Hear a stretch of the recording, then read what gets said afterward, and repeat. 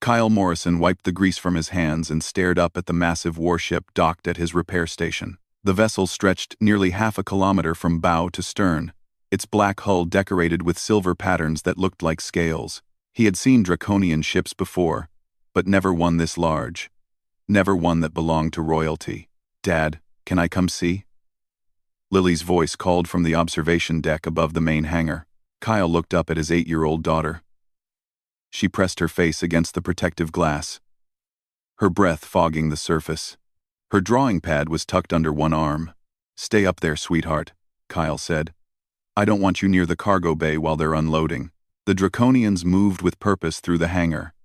Each one stood nearly 3 meters tall, their bodies covered in scales that ranged from deep purple to midnight black. They wore armor that gleamed under the station's lights. Their eyes, sharp and golden, tracked every movement around them. Kyle's assistant, Sam Cooper, walked over with a data pad. His face was pale. "Boss, do you know whose ship this is?" Sam asked quietly. "Some draconian noble, I'm guessing?" Kyle said. "The decorations suggest high rank." Quote, "Try the highest," Sam said. "That's Queen Vashara's personal flagship. She's on board right now." Kyle stopped breathing for a moment. Queen Vashara ruled the Draconian Empire, a territory that spanned 40 star systems. She had held power for 3 centuries. Stories about her were told across the galaxy. Most of those stories involved her crushing rebellions or destroying enemy fleets without mercy. "What's she doing here?" Kyle asked. "Engine damage from a battle near the border," Sam said. "They need a full reactor inspection and hull repairs. The work order says it's urgent." Kyle looked at the ship again. This was both the best and worst thing that could happen to his small station. The payment would keep them running for a year, but if anything went wrong, the Draconians would not forgive mistakes. "Get Elena and the rest of the crew," Kyle said. "We'll need everyone on this." Sam nodded and hurried off. Kyle grabbed his toolkit and headed toward the ship's main access ramp. 2 Draconian guards stood at the entrance. They looked down at him with expressions that showed nothing. "I'm Kyle Morrison, chief mechanic," he said. "I'm here to assess the damage." One guard checked a device on his wrist. After a moment, he stepped aside. "You may enter. Do not wander beyond the engine sections. The Queen values her privacy." Kyle climbed the ramp into the ship. The corridors inside were huge, designed for beings much larger than humans. The walls were smooth metal, polished to a mirror finish. Every 20 meters, he passed another guard. None of them spoke. The engine room was a disaster. Blast damage had torn through 3 of the primary coolant lines. Scorch marks covered the walls. Kyle ran his scanner over the reactor core and winced at the readings. "This will take at least 4 days," he muttered. He spent the next 2 hours documenting the damage and making notes. The work was complex but manageable. He had repaired Draconian engines before, though never on a ship this important. When he finally returned to the station, Lily was waiting for him in their living quarters. She had set up her drawing supplies on the kitchen table. Papers covered the surface, each one showing different angles of the warship. "It's beautiful," Lily said. "I've never seen a ship with patterns like that." Kyle smiled despite his exhaustion. Lily had always loved art. Her mother had encouraged it before she died 2 years ago. Now, drawing was how Lily made sense of the world. "It belongs to a very important person," Kyle said. "We need to be careful while it's here." "Who?" Lily asked. "The Draconian Queen." Lily's eyes went wide. "A real queen? Is she nice?" Kyle hesitated. "How did you explain galactic politics to an 8-year-old? "I don't know," he said honestly, "but she's very powerful. The Draconians respect strength above everything else." Lily went back to her drawing. Kyle started preparing dinner. The station's food supplies were basic but sufficient. He heated up a protein pack and added some vegetables from their small hydroponic garden. They ate together in comfortable silence. Afterward, Lily helped him clean up. She was yawning by the time they finished. "Time for bed," Kyle said. "Can I draw a little more?" Lily asked. 30 minutes. Then lights out. Kyle went to check the station's systems while Lily drew. Everything was running normally. The draconian ship drew a lot of power, but they had enough capacity. He reviewed the work schedule, 4 days of repairs, maybe 5 if they found additional damage. When he returned to their quarters, Lily was still at the table. But she wasn't drawing anymore. She was staring at her data pad with a confused expression. "What's wrong?" Kyle asked. "I was trying to learn more about the Draconians," Lily said. "There's so much information. But I found something weird." "What?" "Today is the Queen's hatching day. That's like a birthday, right?" Kyle looked at the date on her screen. The galactic calendar showed the Draconian royal birth records. Queen Vashara had indeed hatched on this date. 312 years ago. "I guess so," Kyle said. "But nobody is celebrating," Lily said. She scrolled through several news feeds. "There are no parties or anything." "Don't Draconians celebrate birthdays?" Kyle sat down next to her. "Different species have different customs.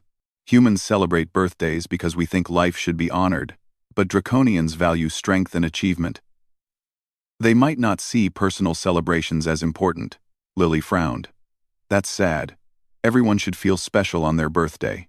"The Queen probably doesn't mind," Kyle said gently. "She's lived for 3 centuries. I'm sure she has more important things to think about." But Lily's frown deepened. She pulled her drawing pad closer and started sketching again. This time, she drew a picture of a birthday cake.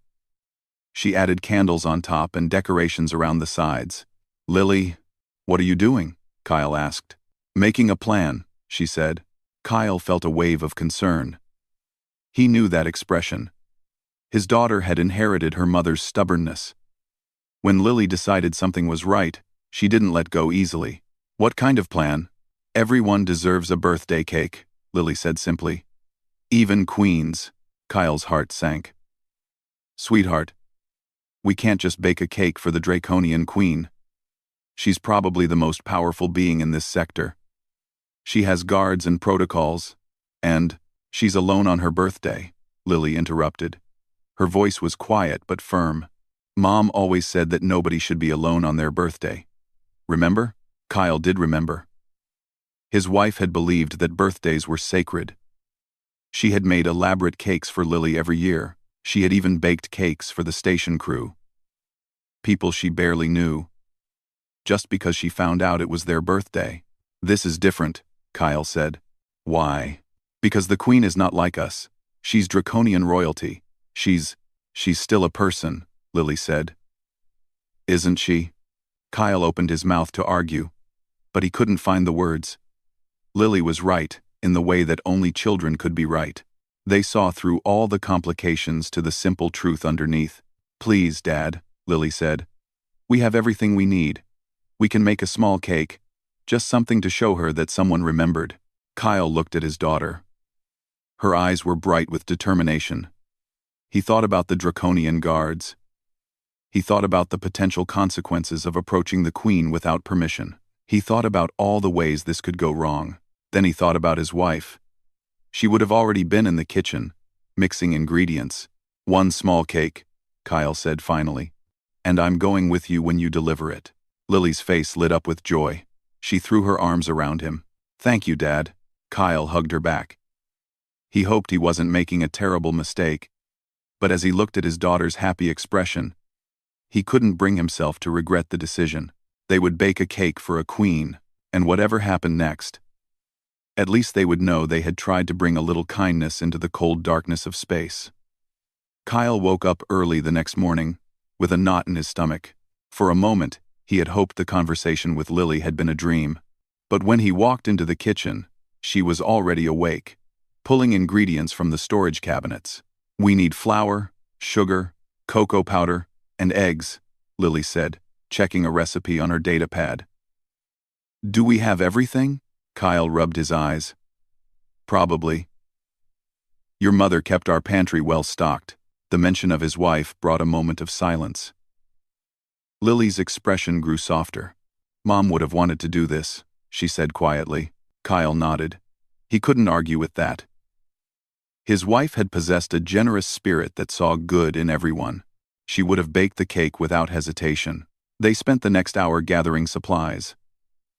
The station's food storage had everything they needed, though some ingredients were in powder form rather than fresh. Kyle set up the small oven in their quarters while Lily measured out portions with careful precision. Mom's recipe said to mix the dry ingredients first, Lily said. Kyle watched his daughter work. Her tongue stuck out slightly as she concentrated, the same expression his wife had made when she baked. The resemblance made his chest ache. They mixed flour, cocoa powder, and sugar in a large bowl. Lily added the wet ingredients, while Kyle monitored the consistency. The batter came together slowly but looked right. Now we pour it into the pan and bake it for 30 minutes, Lily said. Kyle helped her transfer the batter into a round pan. They slid it into the oven and set the timer. The smell of baking chocolate began to fill their quarters within minutes. A knock at the door interrupted them. Kyle opened it to find Elena Brooks, one of his senior technicians. She looked curious. Sam said you requested time off this morning, Elena said. Is everything okay? Fine, Kyle said. Just taking care of something personal. Elena sniffed the air. Are you baking? Before Kyle could answer, Lily appeared behind him. We're making a birthday cake for the Queen, she announced proudly. Elena's eyes went wide. The Draconian Queen? Vashara? It's her hatching day, Lily explained. Nobody is celebrating with her. That's not right. Elena looked at Kyle with an expression that clearly said he had lost his mind. You're going to approach Queen Vashara with a cake, Elena said slowly. The same queen who once destroyed an entire rebel fleet in under an hour. I know how it sounds, Kyle said. Do you? Because it sounds like suicide. Kyle sighed. Lily wants to do something kind. I can't talk her out of it. And honestly, I don't want to. Maybe the Draconians could use a little human kindness. Elena shook her head. Or maybe they'll take offense and destroy the station. Draconians don't do sentiment. Kyle. They see emotions as weakness. Then maybe it's time they learned something new, Kyle said. Elena stared at him for a long moment. Then she smiled, despite her obvious concern. You're as crazy as your wife was, she said. But I'll cover your work shift. If you're going to do this, you might as well do it right. Thank you, Kyle said. Elena left, still shaking her head. Kyle closed the door and turned to find Lily grinning at him. The timer beeped. The cake was ready. Kyle pulled it from the oven.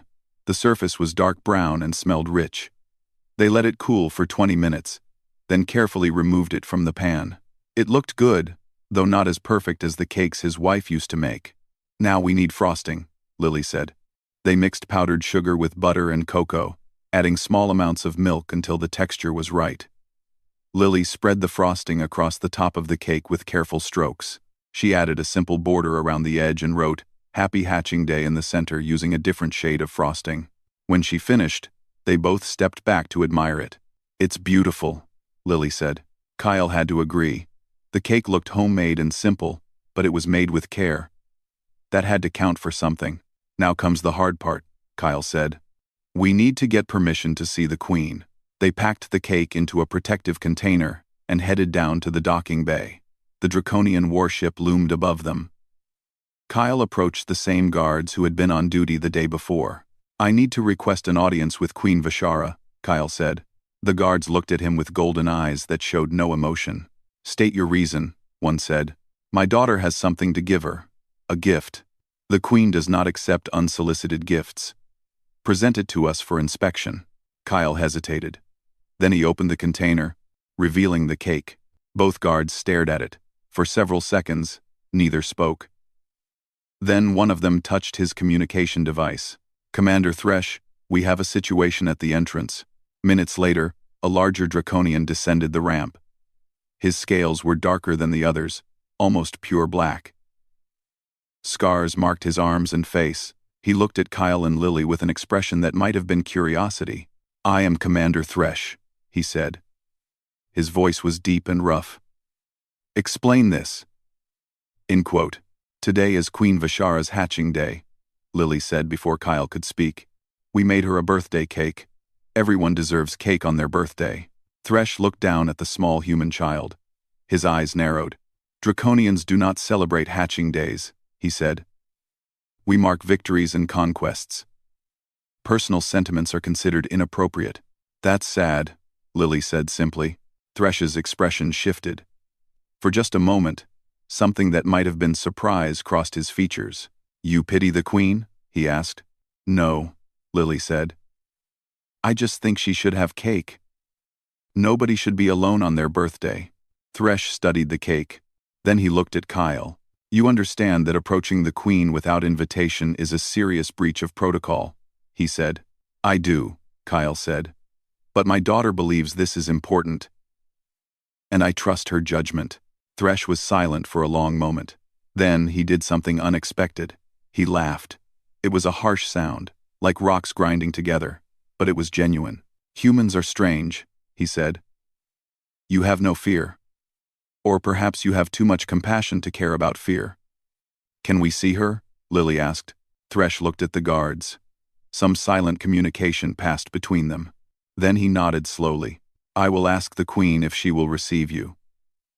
But I make no promises.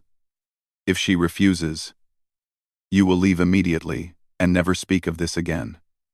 "Understood," Kyle said. Thresh took out his communication device and spoke in the Draconian language. Kyle couldn't understand the words, but he heard the queen's name several times. The conversation lasted almost a minute. Finally, Thresh lowered the device. He looked surprised. "The queen has agreed to see you," he said. "This is highly unusual. She does not grant audiences lightly." Kyle felt his daughter's hand slip into his. She was nervous now that the moment was real. "Follow me," Thresh said. "And remember, you are in the presence of the ruler of 40 systems. Show proper respect." They followed the commander up the ramp and into the warship. The corridors seemed even larger than before. Their footsteps echoed off the metal walls. Guards watched them pass, their expressions unreadable. They walked for what felt like forever. The ship was a maze of passages and chambers. Finally, they reached a set of massive doors decorated with silver designs that looked like flames. "The queen's audience chamber lies beyond," Thresh said. "I will escort you inside. Speak when spoken to. Do not make sudden movements." The doors opened with a deep hum. Beyond them was a room that took Kyle's breath away. The chamber was enormous. The walls were covered in metal panels that gleamed like mirrors. Battle standards hung from the ceiling. Weapons from 100 conquered worlds lined display cases. At the far end of the room, on a throne that seemed carved from a single piece of black stone, sat Queen Vishara. She was larger than any draconian Kyle had seen. Her scales were the color of polished obsidian, catching the light with hints of dark purple. Her eyes glowed like molten gold. She wore armor that looked ancient, covered in engravings that told stories of countless battles. The queen watched them approach. Her expression was cold and distant. Kyle and Lily stopped 10 meters from the throne. Lily held the cake container in both hands. "Approach," the queen said. Her voice was powerful enough to vibrate in Kyle's chest. They walked forward until they stood at the base of the throne. Kyle bowed. Lily, watching her father, did the same. "You are the human mechanic repairing my ship," the queen said to Kyle. "Yes, your majesty. And this is your offspring. My daughter, Lily." The queen's gaze shifted to Lily. The golden eyes studied her with an intensity that would have frightened most adults. But Lily met that gaze without looking away. "You requested this audience," the queen said. "Speak your purpose." Lily opened the container. The smell of chocolate filled the air. She held up the cake so the queen could see it. "Today is your hatching day," Lily said. Her voice was small in the vast chamber, but steady. "We made you a birthday cake. Everyone should have cake on their birthday. It's important." Queen Vishara stared at the cake. For a long moment, she said nothing. The silence stretched until Kyle's heart was pounding. Then the queen leaned forward, her massive form bending down to look more closely at the simple dessert. Queen Vishara's eyes fixed on the cake with an intensity that made Kyle's breath catch. The massive draconian ruler studied the simple chocolate dessert as if it were some mysterious artifact from an ancient civilization. "You made this," the queen said. It was not a question. "Yes, your majesty," Lily said. "My dad helped, but I did most of the decorating." "Why?" The question hung in the air. Lily looked confused by it. "Because it's your birthday," she said. "Nobody should spend their birthday alone." "How did you learn it was my hatching day?" "I heard some of your guards talking yesterday," Lily admitted. "They mentioned it but said there wouldn't be any celebration." That made me sad. The queen's expression remained unreadable. She sat back on her throne, her claws resting on the armrests. Each claw was as long as Kyle's forearm. "Draconians do not celebrate hatching days," the queen said. "We consider such things frivolous. We mark our achievements, not the accident of our birth." "But your birth isn't an accident," Lily said. "You're here. That matters." Commander Thresh, standing to the side of the throne, made a small noise that might have been surprise. Several other guards shifted their positions. The queen noticed. "You speak boldly for one so young," the queen said. "Do you not fear me?" Lily thought about this seriously. "You're very big and powerful. But my dad says that good people can be scary on the outside and kind on the inside." "Are you kind?" Kyle wanted to pull his daughter back, to apologize for her directness. But the queen raised one claw, stopping him. "That is a question no one has asked me in many years," the queen said. Her voice had changed slightly, losing some of its harsh edge. "I do not know if I am kind. I am a ruler. I make decisions that affect billions. Kindness is often a luxury I cannot afford." "But it's your birthday," Lily said stubbornly. "On birthdays, everyone should get to feel special. Even if it's just for a little while." The queen looked at the cake again. Kyle noticed something strange. The powerful ruler's hands trembled slightly as she reached toward the container. She stopped before touching it. "When did you last celebrate your hatching day?" Lily asked. The question seemed to catch the queen off guard. She was silent for so long that Kyle wondered if she would answer at all. 37 years, the queen said finally. "I was 275 years old. It was a private affair. A few close advisors. A ceremonial meal. Nothing more." 37 years? Lily's voice filled with horror. "You haven't celebrated in 37 years? There was no reason to celebrate. I am a warrior queen. My people expect strength, not sentiment." "That's so sad," Lily whispered. The throne room went completely silent. Kyle saw Commander Thresh stiffen. The other guards looked uncomfortable. No one spoke to the queen this way. No one called her life sad, but Queen Vishara did not look angry. Instead, her golden eyes seemed to dim slightly. She looked down at her claws, then back at the small human child, holding a homemade cake. "You truly believe everyone deserves celebration?" the queen asked. "Yes," Lily said without hesitation. "My mom used to say that birthdays remind us we matter, that we're loved, that we're here for a reason." "Your mother sounds wise. Is she here on the station?" Lily's expression fell. "She died 2 years ago. But I remember what she taught me."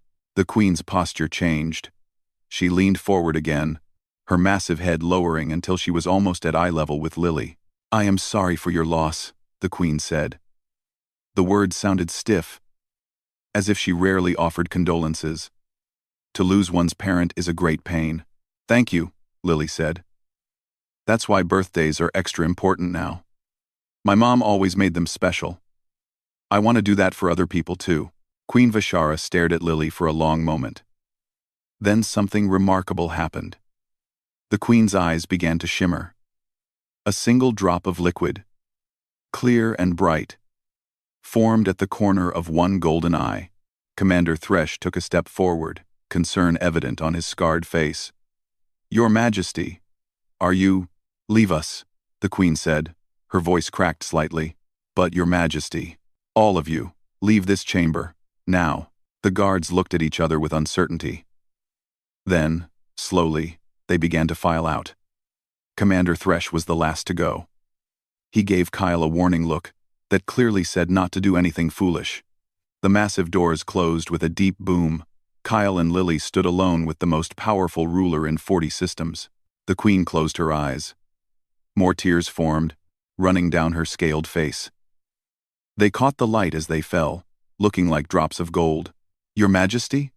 Lily's voice was small and worried. The queen opened her eyes. Her face was wet with tears. She looked at Lily with an expression of such raw emotion that Kyle felt his own throat tighten. "Do you know how long it has been since anyone honored my birth?" the queen asked. Her voice shook. "Not my achievements. Not my conquests. Just the simple fact that I exist." Lily shook her head. 312 years, the queen said. "I have lived for 312 years. And in all that time, no one has ever given me a gift like this. No one has ever said that my existence, separate from my power, has value." The queen reached down with one massive claw. She gently touched the top of the cake, careful not to damage it. "I am surrounded by subjects who obey me," she continued. "I have guards who would die for me. I have advisors who counsel me. But I have no one who simply cares that I was born. No one who thinks I deserve joy for its own sake." Lily set the cake container on the steps leading to the throne. Then she did something that made Kyle's heart stop. She climbed the steps and walked right up to the queen. The massive draconian watched the small human child approach. Lily reached out and touched the queen's scaled hand. "You deserve cake," Lily said firmly. "You deserve to feel special. Everyone does." The queen looked down at the tiny hand on her claw. More tears fell from her golden eyes. She made a sound that Kyle had never heard before. A deep keening that echoed through the chamber. "I have conquered worlds," the queen said between sobs. "I have commanded fleets. I have brought order to chaos and strength to weakness. And yet a human child shows me more kindness than my entire empire." "Would you like to share the cake with us?" Lily asked. The queen wiped at her tears with her free hand. She looked at Lily with wonder. "You would sit with me? You would celebrate with me?" "Of course," Lily said. "That's what birthdays are for. Being together." Being together. Queen Vishara stood from her throne. She moved with the grace of a predator, but her expression was gentle. She picked up the cake container carefully, as if it held something precious. "I do not have proper furniture for humans," the queen said, "but there are cushions in my private chamber. We could sit there." She led them through a door behind the throne. The room beyond was smaller, but still enormous by human standards. The walls were lined with shelves containing books, artifacts, and what looked like personal mementos. Cushions the size of beds were scattered across the floor. The queen set the cake on a low table. She arranged cushions for Kyle and Lily, making sure they would be comfortable. Then she sat across from them, her massive form folding with surprising grace. "I do not know the proper ritual," the queen admitted. "What should we do?" Lily smiled. "First, we sing happy birthday. Then you make a wish and blow out the candles. But we forgot candles, so you can just make a wish." "A wish," the queen repeated. "What should I wish for?" "It has to be secret," Lily said, "or it won't come true." The queen nodded seriously. She closed her eyes for a long moment. When she opened them, she looked more peaceful than before. "I have made my wish," she said. Lily opened the cake container and used a utensil from the table to cut 3 pieces. She served the queen first, then her father, then herself. The queen picked up the small piece of cake with her claws. She held it delicately, examining it from all angles. Then, she took a bite. Her eyes widened. She chewed slowly, savoring the taste. When she swallowed, she looked at Lily with amazement. "This is wonderful," the queen said. "I have eaten delicacies from across the galaxy, rare foods prepared by master chefs, but nothing has tasted like this." "Really?" Lily beamed with pride. "It is made with care," the queen said. "I can taste it. This was not created by servants following orders. This was made by someone who wanted me to be happy." They ate together in comfortable silence. The queen took small bites, making the piece last. Kyle watched his daughter chat with the ancient ruler about cake recipes and birthday traditions. The scene was so bizarre that he kept expecting to wake up. When they finished eating, the queen sat back against her cushion. She looked more relaxed than Kyle had seen any draconian look. "Thank you," the queen said quietly. "You have given me something I did not know I needed." "Everyone needs birthdays," Lily said. The queen smiled. It was a strange expression on her alien features, but genuine. "Perhaps you are right," she said. "Perhaps I have spent too long believing that strength means standing alone." She looked at Kyle. "Your daughter is remarkable. She has wisdom beyond her years." "She gets that from her mother," Kyle said. "Then your mate was blessed with great insight." The queen paused. "I wonder if my people have forgotten something important. We pride ourselves on being warriors. But what is the purpose of strength if not to protect what brings us joy?" She stood and walked to one of the shelves.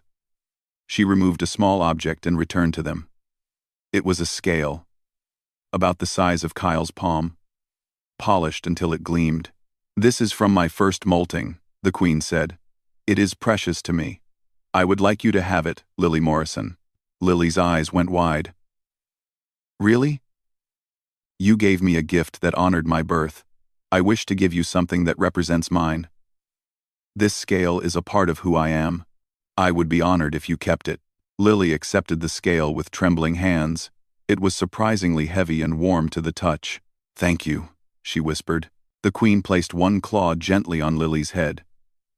The gesture was tender despite the difference in their sizes. "No," the queen said. "Thank you. You have reminded me of something I lost long ago, the simple truth that existence itself is worth celebrating." News of what happened in the throne room spread through the Draconian fleet within hours. Commander Thresh had maintained his silence, but the guards who escorted Kyle and Lily back to the station could not contain their shock. They had seen something impossible. Their queen, the warrior who had ruled for 3 centuries without showing weakness, had wept over a simple cake. Kyle returned to work on the warship's engines, but the atmosphere had changed. Draconian crew members watched him with curiosity instead of distant professionalism. Some even nodded to him in the corridors. One young soldier stopped him to ask about human birthday traditions. "Is it true that humans celebrate every year?" the soldier asked. His scales were lighter than most, suggesting his youth. "Yes," Kyle said. "We think each year of life is worth marking. That must be pleasant," the soldier said quietly. Then he walked away before Kyle could respond. Lily spent the day drawing in their quarters. She had placed the queen's scale on her desk where she could see it while she worked. The black surface caught the light beautifully. She kept touching it, as if to confirm it was real. 3 days passed. The repairs progressed well. Kyle and his crew worked efficiently, replacing damaged components and testing systems. The Draconian engineers who supervised the work were less demanding than expected. They even offered advice that made some tasks easier. On the 4th day, Kyle received an unusual request. Commander Thresh appeared at the repair station and asked to speak with him privately. They went to Kyle's office, a small room overlooking the main hangar. Thresh had to duck to fit through the doorway. He stood in the center of the room, looking uncomfortable. "The Queen has asked me to discuss something with you," Thresh said. "Is something wrong with the repairs?" Kyle asked. "No. The work is excellent." Thresh paused, choosing his words carefully. "The Queen has been different since your daughter's visit. She has been asking questions about human customs, about family, about celebrations." Kyle waited, not sure where this was going. "This morning, she issued a decree," Thresh continued. "She has lifted the prohibition on hatching day celebrations. All Draconians in her empire are now permitted to mark their birth if they choose." Kyle's eyes widened. "She did what?" "It is unprecedented," Thresh said. "The prohibition has been in place for 2,000 years, since the Great War, when our people decided that personal sentiment weakened us." He looked out the window at the warship. "Many will resist the change. They will see it as the Queen going soft." "What do you think?" Kyle asked. Thresh was quiet for a long moment. I think your daughter showed us something we had forgotten. We became so focused on strength that we forgot why strength matters. What is the purpose of an empire if its people cannot celebrate being alive? He reached into his armor and pulled out a datapad. He handed it to Kyle. The Queen has also requested something else. She wants your daughter to visit her homeworld. She wishes to thank her properly, and she wants to learn more about how humans celebrate. Kyle looked at the invitation displayed on the screen. It was written in formal draconian script, translated to human standard. This is a great honor, Thresh said. The Queen does not invite outsiders to the homeworld lightly. I'll talk to Lily, Kyle said, but I think I know what her answer will be. Thresh nodded. He turned to leave, then stopped. Your mate, he said, the one who died. She taught your daughter well. The lessons she passed on may change an entire empire. After Thresh left, Kyle sat at his desk for a long time, staring at the invitation. His wife would have loved this. She always believed that small acts of kindness created ripples that spread farther than anyone could imagine. That evening, Kyle showed Lily the invitation. Her reaction was exactly what he expected. We get to visit the homeworld? She said, bouncing with excitement. Can we bring another cake?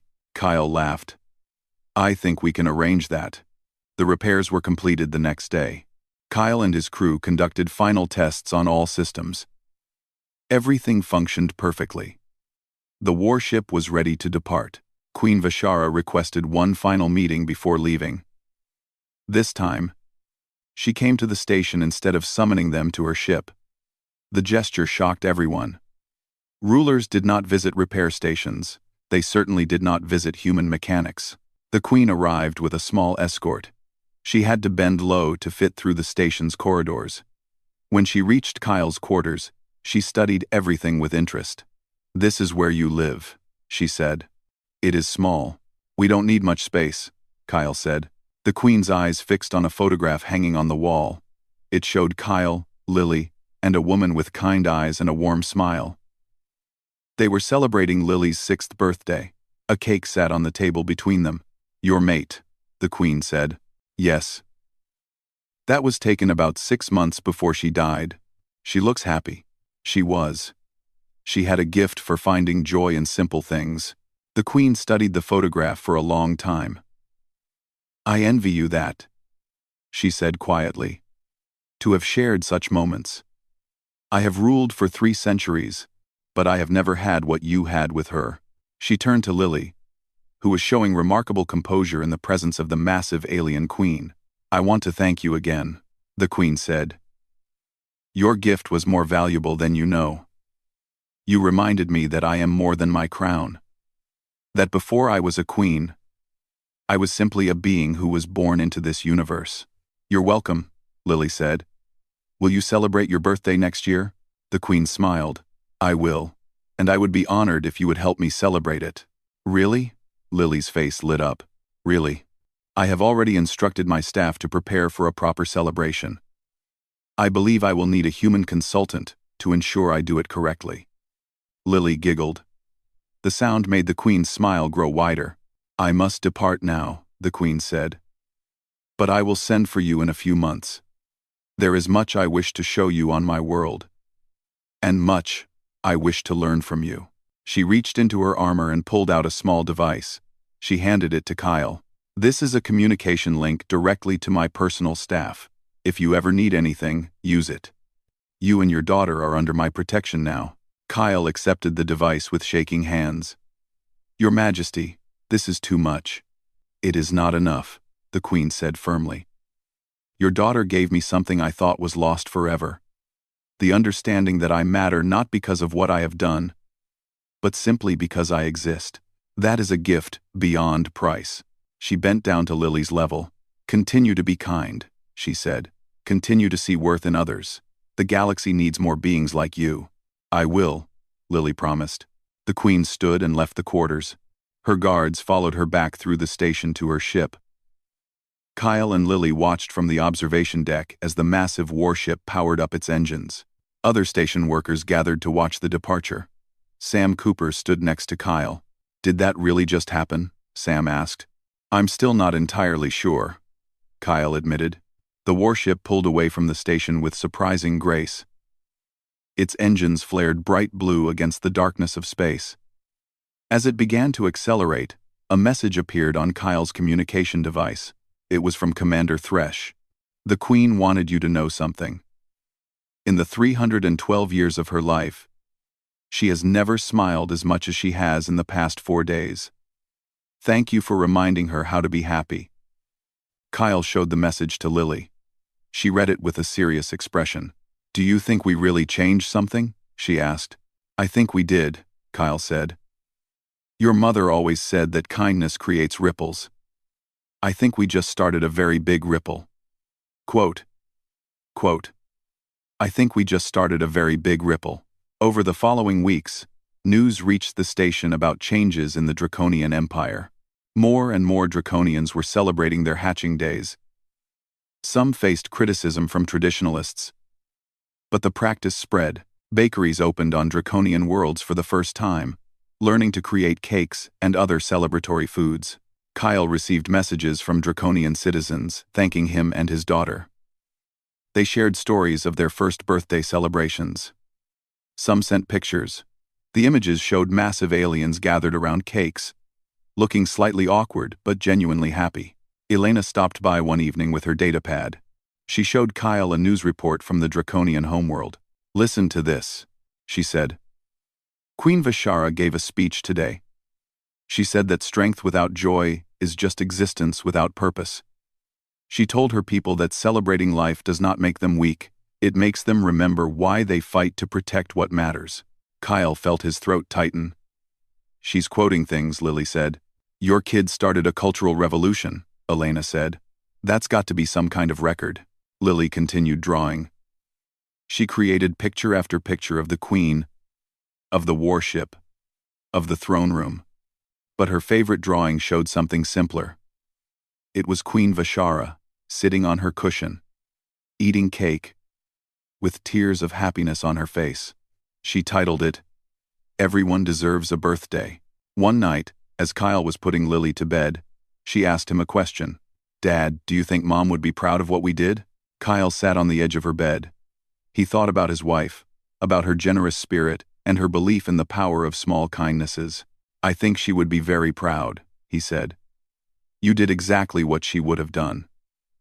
You saw someone who needed kindness, and you gave it without hesitation." "I miss her," Lily said quietly. "I do too. But she's still with us in the things she taught you. Every kind thing you do is a part of her living on." Lily hugged the Queen's scale to her chest. She had started carrying it everywhere. "Next year, when we go to the homeworld, I want to make an even better cake," she said. Kyle smiled. "We'll make the best cake in the galaxy." As he turned off the lights and left Lily's room, Kyle paused to look at the photograph of his wife. In the image, she was laughing, her arms around her family, a cake she had baked sitting before them. "We're carrying on your work," he whispered to the picture. "Our daughter is changing the galaxy. One birthday cake at a time." Outside the station, stars gleamed in the endless dark. Somewhere among them, a queen who had ruled for 3 centuries sat in her private chamber, looking at a child's drawing of a birthday cake, and smiled. 6 months had passed since the Draconian warship left the repair station. Life had changed in ways Kyle never expected. The station received 3 times as much business as before. Draconian ships now stopped regularly, not just for repairs but for what their crews called cultural education. They wanted to learn about human customs, especially celebrations. Kyle had hired more staff to handle the increased work. The station expanded, adding new repair bays and living quarters. What had once been a struggling outpost on the edge of space was now a thriving hub of cross-species cooperation. But the biggest changes were happening across the Draconian Empire. News reports showed celebrations on dozens of worlds. Draconians who had never acknowledged their hatching days now gathered with family and friends to mark the occasion. The practice faced resistance from conservative factions who saw it as abandoning their warrior heritage, but younger Draconians embraced it enthusiastically. Lily became something of a celebrity. News crews from multiple species wanted to interview the human child who had changed Draconian culture. Kyle carefully limited her exposure. wanting her to have as normal a childhood as possible. But he couldn't stop the messages that flooded their communication system. Draconians from across the empire sent thank you notes and pictures of their celebrations. One morning, a message arrived from the Queen's personal staff. The annual Draconian Hatching Day Festival was being announced, and Queen Vashara requested that Kyle and Lily attend as honored guests. "The Queen wants us to come to the homeworld," Kyle told Lily over breakfast. "She's planning a huge festival. All Draconians who want to celebrate their hatching days are invited." Lily's eyes went wide. "When?" "2 months from now. We'll need to prepare." Lily immediately started planning what kind of cake to make. She filled notebooks with designs and recipes. She wanted it to be perfect. The next few weeks were busy. Kyle coordinated with his staff to ensure the station would run smoothly in his absence. Elena agreed to manage operations while he was gone. "Take all the time you need," Elena said. "This is important. You're basically attending the birth of a new cultural tradition." Kyle and Lily spent evenings practicing cake recipes. They wanted to create something that would feed a large gathering. After many experiments, they settled on a massive 5-tier cake with different flavors on each level. Lily designed decorations that combined human and draconian artistic styles. Commander Thresh sent detailed information about the festival. It would last 3 days and take place in the capital city of the Draconian homeworld. Tens of thousands of Draconians were expected to attend. The Queen herself would participate in public ceremonies, something she had not done in decades. When the day finally arrived to depart for the homeworld, a Draconian transport ship arrived at the station. It was smaller than the warship but still impressive. The captain, a female Draconian named Sora, greeted them warmly. "The Queen speaks of you often," Sora said. "She credits your daughter with beginning a transformation in our society." The journey to the homeworld took 2 days. Sora gave them a tour of the ship and introduced them to the crew. Kyle was surprised by how friendly the Draconians were. They asked questions about human culture with genuine curiosity. Lily spent hours talking with a young Draconian engineer named Keth about birthday traditions. Keth had celebrated his first hatching day just 1 month earlier. "It felt strange at first," Keth admitted. "We are taught that such things are unnecessary. But when my family gathered and my mother told stories about the day I hatched, I felt something I had never experienced before, a sense of being valued for who I am, not what I have achieved." When they finally arrived at the Draconian homeworld, Kyle was stunned by its beauty. The planet was larger than Earth, with deep purple oceans and continents covered in forests of massive trees with silver leaves. Cities gleamed like jewels across the surface. The transport landed at the capital, a sprawling metropolis of towering structures built from dark stone and polished metal. Thousands of Draconians filled the streets, many carrying colorful banners and decorations. Commander Thresh met them at the landing pad. He had a rare smile on his scarred face. "Welcome to Draconis Prime," he said. "The Queen is eager to see you. But first, you should witness what is happening in the city." He led them through the streets. Everywhere Kyle looked, he saw Draconians preparing for celebrations. Vendors sold cakes and other festive foods. Families decorated their homes with bright fabrics. Children played games in the squares. "This would have been unthinkable a year ago," Thresh said. "Our people are remembering how to celebrate, how to find joy in simple things." They passed a bakery, where a group of Draconians were learning to frost cakes. The baker, an elderly Draconian with pale gray scales, waved at Lily. "You are the human child," he called. "Thank you for teaching us this art. I have not felt this happy in 50 years. Lily waved back, beaming. Thresh brought them to the royal palace, a massive structure at the center of the city. The architecture was impressive, all soaring spires and intricate carvings, but what caught Kyle's attention were the decorations. Colorful banners hung from every tower, flowers lined the pathways, music drifted from open windows. Queen Vashara met them in a garden courtyard rather than the throne room. She sat on a simple bench beneath a tree with silver leaves. She wore less formal attire than before, though she still radiated authority. When she saw Lily, the queen's face transformed with genuine happiness. She stood and opened her arms. "Young one," she said warmly. Lily ran to her. The queen bent down and embraced the small human girl carefully. Kyle watched, still amazed that this was the same ruler who had once seemed so cold and distant. "I have missed you," the queen said. "Your visits through communication were pleasant. But it is better to see you in person." "I brought cake ingredients," Lily said. "I want to help make the festival cake." "I want to help make the festival cake." "I was hoping you would say that," the queen said. "I have a kitchen prepared. We will bake together." The queen led them through the palace to a vast kitchen. Draconian cooks were already at work, but they stopped and bowed when the queen entered. "Today, I am not a queen," Vashara announced. "Today, I am simply someone learning to celebrate. Lily Morrison will teach us." What followed was one of the most surreal experiences of Kyle's life. He watched his 8-year-old daughter instruct the ruler of 40 systems on how to properly mix cake batter. The queen listened with intense focus, asking questions about technique and ingredients. Other Draconians joined them. Soon, the kitchen was filled with beings working together to create the festival cake. Laughter echoed off the walls. Someone made a mistake and flour exploded across the counter, covering several Draconians in white powder. Instead of anger, there was more laughter. The queen herself got batter on her scales. She looked at the mess and smiled. "I do not think I have ever been this dirty outside of battle," she said. "It is oddly satisfying." They worked for hours, creating the massive 5-tier cake Lily had designed. When it was finally assembled and decorated, everyone stepped back to admire it. "It is magnificent," the queen said. "A symbol of what we can create when we come together not for war, but for joy." That evening, the official festival began.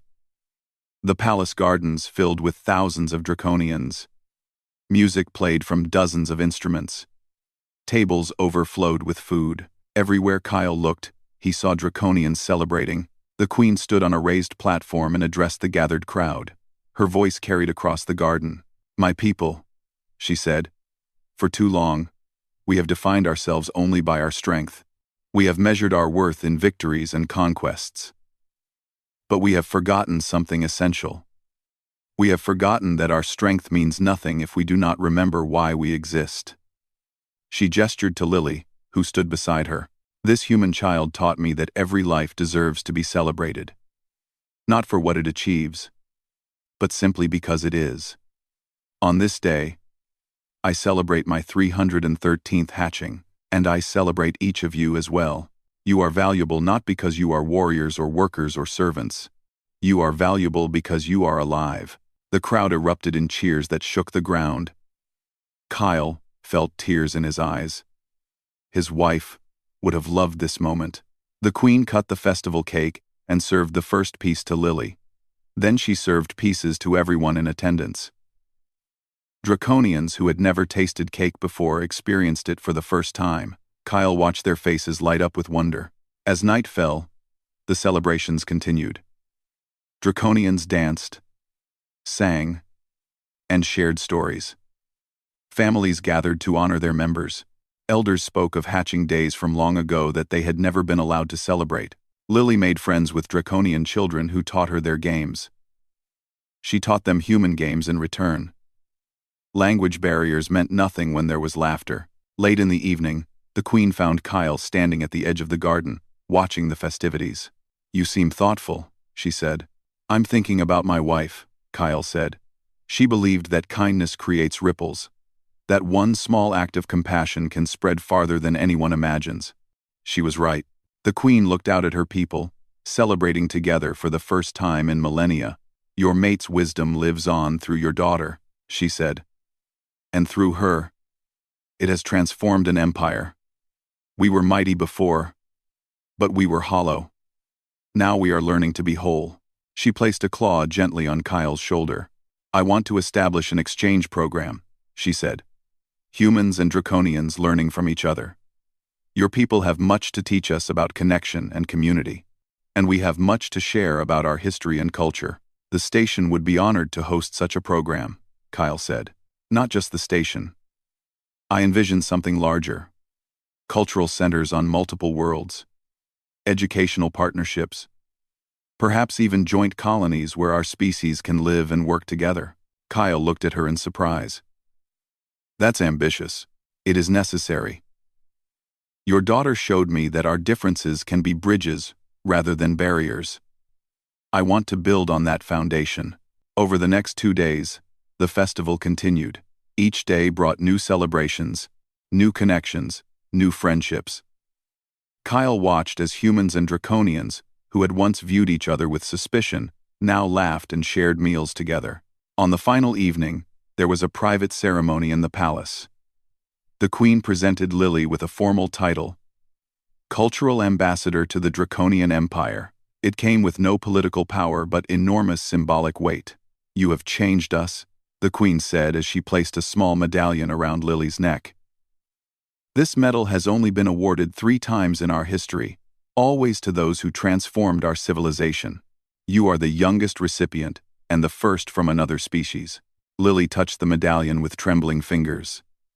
I just made a cake. You did much more than that, the queen said. You saw past my crown to the person beneath. You reminded me that I have value beyond my achievements. That simple act of recognition changed everything. As they prepared to return to the station the next day, Lily asked the queen one more question. Will you keep celebrating, even when it's hard? The queen knelt down to Lily's level. I promise. And I promise that your kindness will continue to spread. Every draconian child born from this day forward will grow up in a culture that celebrates life, not just strength. That is your legacy. The journey back to the station was quiet. Lily fell asleep against her father's shoulder. Exhausted from days of celebration, Kyle held her close, thinking about the incredible journey that had started with a simple birthday cake. When they arrived home, the station crew greeted them with their own celebration. Elena had organized a welcome-back party complete with cake. We figured you could use one more celebration, she said with a smile. That night, as Kyle tucked Lily into bed, she looked at him with serious eyes. Dad, do you think we really changed things? Or will they go back to the way they were before? Kyle thought carefully before answering. I think you planted seeds. Whether they grow depends on whether people nurture them. But from what I saw, a lot of draconians want those seeds to grow. They've tasted joy, and they don't want to give it up. Lily nodded, satisfied. She clutched the queen's medallion and her original scale close to her chest. Mom would have liked the queen, she said sleepily. I think they would have been friends, Kyle agreed. As Lily drifted off to sleep, Kyle returned to the common area. He looked at the picture of his wife on the wall. You were right, he told her image. Kindness does create ripples. Our daughter started with one cake for one queen. Now she's changed an entire civilization. I think you would be proud. Outside the station, a new draconian ship was docking. Kyle checked the manifest. It was bringing supplies for a cultural center that would be built on the station, the first of many that would connect humans and draconians across the galaxy. He smiled. The ripples were still spreading, growing wider and stronger with each passing day, and at the center of it all was a simple truth that his wife had known and his daughter had proven. Everyone deserves to feel valued. Everyone deserves celebration, and sometimes all it takes to change the galaxy is the courage to offer someone a piece of cake and say, "You matter."